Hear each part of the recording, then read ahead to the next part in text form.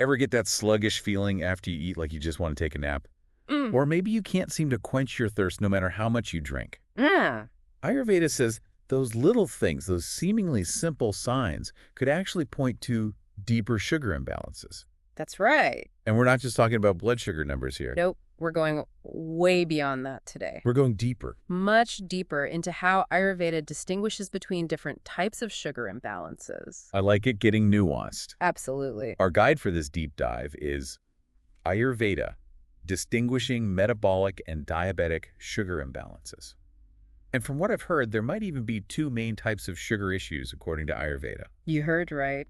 Color me intrigued. Tell me more. Well, as you know, Ayurveda is all about balance, right? The balance of the doshas, Vata, Pitta, and Kapha. Right. And everyone's got their own unique blend of these energies, but when they're out of whack, that's when the problems start. Okay, that makes sense. Right. But how do the doshas actually tie into sugar imbalances? Is it like one dosha is more prone to sugar problems than others? It's not quite that simple. It's more about how the doshas affect things like our digestion, how we metabolize food and fluid balance. And in Ayurveda, we talk about Agni, our digestive fire, which plays a key role in all of this. Agni, the digestive fire. I like it. Think of Agni like the engine that processes everything you eat. So strong digestive fire, things are running smoothly. Exactly. Got it. But when that Agni is weak, well, it's like trying to cook on a damn fire. Oh, no. Things just don't burn right. Makes sense. And that can lead to a buildup of amatoxins in the system. Ah, I see where this is going. So this weakened Agni, this is connected to one of the sugar imbalances we're talking You about. got it. In Ayurveda, this is called metabolic sudhar sugar. Metabolic sudhar sugar. And it's considered a metabolic disorder. Not diabetes yet, but it can definitely lead to bigger problems if it's not addressed. So we're talking about more than just like indigestion here. It's like one thing leads to another and then another. Exactly. It's a domino effect. Right. Weak digestion can set off a whole cascade of imbalances. And that's where Ayurveda's focus on the individual is so important. Yeah, you can't just give everyone on the same advice. Right. Metabolic sudhar sugar is often linked to a kapha imbalance, but how it shows up, how it manifests, can be different for everyone. That makes sense. So let's get into the nitty-gritty here. What are some signs that someone might be dealing with this metabolic sudhar sugar? Well, think about those common digestive issues so many people just live with, you know? Feeling heavy and sluggish after meals, bloating, burning sensations. Yeah. Even things like just feeling tired all the time, brain fog. It's funny how we just accept that as part of life. Right. Like, oh, that's just how it is. But it doesn't have to be. Right. If it's metabolic sudhar sugar, the key is to reignite that Agni, get things flowing smoothly again. Okay, so how does Ayurveda tackle this digestive fire issue? Like, what can we actually do about it? One of the first things we look at is diet. Okay. Ayurveda recommends favoring light, warm meals and avoiding those cold, heavy foods that can dampen Agni even more. It's like trying to cook a delicate meal over a sputtering damp fire. Exactly. It's just not going to work. Makes sense. So ditch those cold smoothies and salads and think more soups, stews, steamed vegetables. Things that are easy to digest won't tax the system. So warmer cooked foods. Yeah. And of course, spices are our best friend when it comes to stoking that Agni. Okay, now you're speaking my language. I love spices. Right. So what are some go-to spices for dealing with metabolic sudhar sugar? Well, you've probably heard of Trikatu. It's a classic Ayurvedic blend. Trikatu. Combines ginger, black pepper, and long pepper. I've heard of ginger and black pepper, of course, but long pepper. What's that all about? It's got similar properties to black pepper, but it's considered even more heating and penetrating. Really good for breaking down those stubborn toxins and getting that Agni back on track. So it's like a supercharged black pepper. You could say that. So Trikatu is a good place to start. Are there other spices that can help? Oh, absolutely. Cumin, coriander, fennel are all excellent choices. They're often used in Ayurvedic cooking to help with digestion. And even just a sprinkle of cinnamon can do wonders. So we can literally spice up our meals and help support digestion and address this metabolic sudhar sugar. Exactly. Win-win. And don't forget about lifestyle changes. Simple things like incorporating daily exercise, managing stress levels, and getting enough sleep can make a huge difference. It's all about supporting the body's natural healing process. Exactly. So much of what we've talked about just makes intuitive sense. But it's fascinating to see how Ayurveda really systematizes these principles. I love that about Ayurveda. Yeah. It connects the dots between what we kind of already know and what's happening in our bodies on a deeper level. Okay, so we've got a good grasp on this metabolic Sudhar sugar and how Ayurveda approaches it. But we mentioned there's another type of sugar imbalance, right? Right. This is where we get into diabetic sugar, and I'm curious how Ayurveda differentiates it from what we've been discussing. Yeah, it's an important distinction to make because the root cause and the approach to treatment are quite different. Okay, so this is where things get even more interesting. Let's shift gears now and dive into this world of diabetic sugar from an Ayurvedic perspective. Let's do it. So we've explored this metabolic Sudhar sugar, which you said is all about that weakened digestive fire. Right. And what about diabetic sugar? What's different about it in Ayurveda? Well, while metabolic Sudhar sugar is about that dampened agni and the buildup of toxins, diabetic sugar from an Ayurvedic perspective is more about an imbalance in the body's fluids. Okay, so we're shifting gears from digestion to fluids. Interesting. And how those fluid imbalances impact our tissues. I see. So where do the doshas fit into all of this? Are certain doshas more likely to cause these fluid problems? Yeah. Vata and Kapha can both be involved here. Okay. Vata, being the energy of movement, can really disrupt that fluid equilibrium if it's out of balance. And Kapha, which governs structure and fluids, can lead to too much fluid accumulation when it's aggravated. So it's not a one-size-fits-all situation? Nope. The specific dosha that's out of whack can really affect how diabetic sugar shows up. Exactly. And that's why understanding each person's individual constitution and their unique imbalances is so important for effective treatment. It's all about personalization. Absolutely. So let's get into the specifics here. Yeah. What are some of the signs and symptoms that someone might experience if they have diabetic sugar, according to Ayurveda?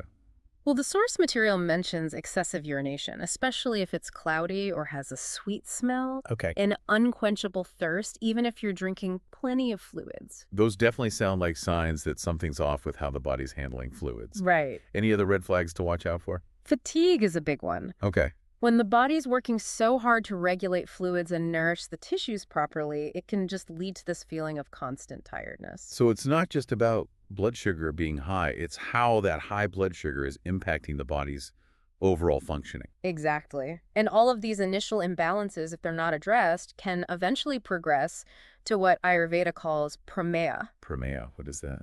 It's a broad term that encompasses various urinary disorders, including diabetes. Oh. So it's kind of like a more advanced stage of fluid imbalance, where the tissues, particularly the metadhatu, which is the fat tissue, and ojas, which is our vital energy, are significantly impaired. So Prameha is the umbrella term, and diabetes falls under that. You got it. Okay. It really highlights how important it is to address those early signs of fluid imbalance before they get worse. It makes sense. So how would an Ayurvedic practitioner go about treating diabetic sugar, especially when it reaches this Prameha stage?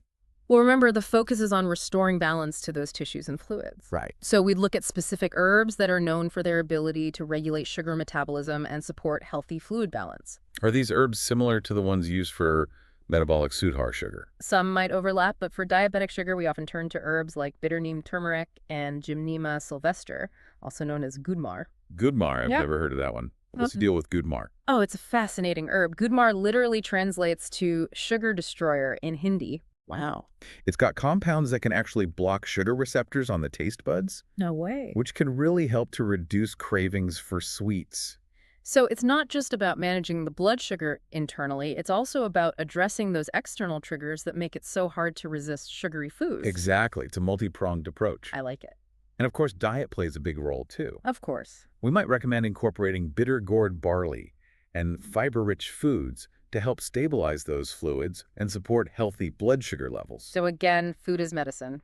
We're seeing that theme here. Absolutely. It's all about making choices that nourish the body and help bring it back into balance. Okay, so diet herbs. What else? In more severe cases, we might also recommend panchakarma therapies. Ah, panchakarma. Now that sounds familiar, like a total body cleanse, right? Exactly. It's a series of detoxification and rejuvenation therapies. And for diabetic sugar, a specific therapy called Basti might be helpful. Basti? What is that exactly? It's a medicated enema. Oh. I know it might sound a little unusual. A little bit. But it's actually a very effective way to cleanse the colon and balance Vata, which, as we talked about, can contribute to those fluid imbalances. Wow. Ayurveda really uses all these different techniques to target the imbalances from all these different angles. It does. It's not just taking a pill, it's about getting to the root cause on multiple levels. That's a great way to put it. It's about understanding how everything's connected in our bodies and working with those natural systems to promote healing and balance. This whole conversation has been so eye-opening. Mm. It makes you realize how much conventional medicine just focuses on the symptom, high blood sugar, without always getting to the bottom of what's causing it in the first place. That's one of the reasons I'm so drawn to Ayurveda. It offers a different perspective, a way of understanding our body's innate intelligence and working with it, not against it. Okay, so we've covered so much here, from the doshas to digestive fire to some pretty interesting sounding herbs. But I'm curious for someone listening who's thinking, okay, this is all great, but how do I even know if I have a sugar imbalance? What are some of the early warning signs people should be looking out for? That's a great question, and it goes back to what we were talking about before, paying attention to your body's signals. Those little everyday symptoms can offer a lot of clues. So what kind of signals should we be tuning into? Think about how you feel after you eat. Do you get those energy crashes we talked about earlier? Maybe that afternoon slump hits you really hard even if you had a healthy lunch. So those energy crashes. Yeah. Like a total energy slump. Exactly. Maybe you feel like you need a nap every afternoon just to function. Been there. Right. And what about cravings? Do you get those intense sugar cravings, especially in the afternoon or evening? Oh yeah, all the time. That could be another sign that your body's not processing sugar as well as it could be. So it's not just about willpower? Nope. Our bodies are literally sending us signals. Exactly. It's like they're trying to tell us something. That's so interesting. I never thought about cravings that way. And it's not just physical symptoms either. Even things like mood swings, getting irritable, feeling anxious, can be tied to blood sugar fluctuations. Wow, so many things we don't even realize. Right. It's like our bodies are these intricate communication networks constantly sending us these subtle messages. We just have to learn how to listen. Exactly. And those messages can show up in other ways too. Frequent urination, especially at night. Okay. Persistent skin problems, slow wound healing, even recurring yeast infections. I never would have thought about those. All of these can be signs that your sugar metabolism could use some support. So it's really about looking at the whole picture, not just one thing in isolation. Exactly. If you're noticing several of these signs popping up, it's definitely worth exploring further. And that's where working with a qualified healthcare practitioner comes in, whether it's your primary care doctor or an Ayurvedic practitioner. Absolutely. They can help you figure out what's really going on and create a plan that addresses your specific needs. So we've covered so much today, but I'm wondering, are there any simple things that we can all start doing right now to support healthy sugar metabolism? Absolutely. Ayurveda is all about incorporating small, sustainable changes.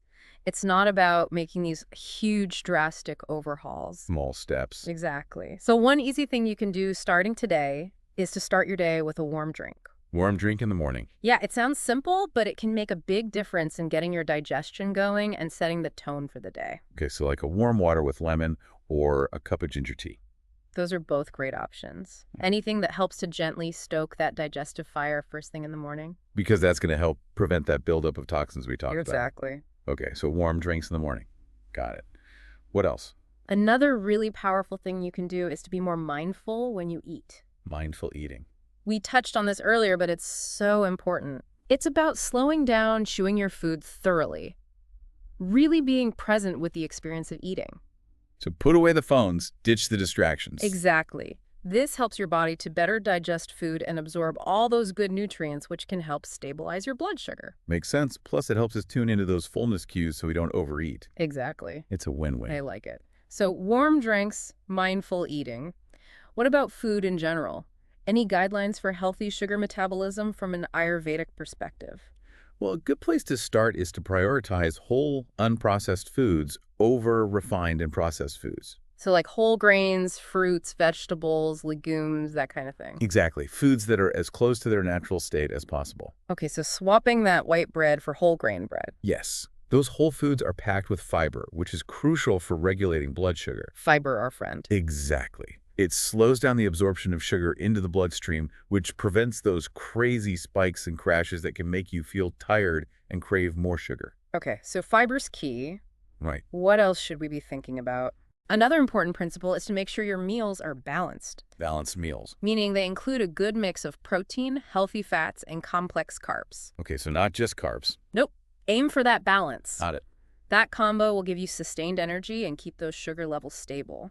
So what are some good examples of protein and healthy fats that align with Ayurveda? For protein, think about lentils, beans, nuts, seeds, or organic free-range poultry or fish.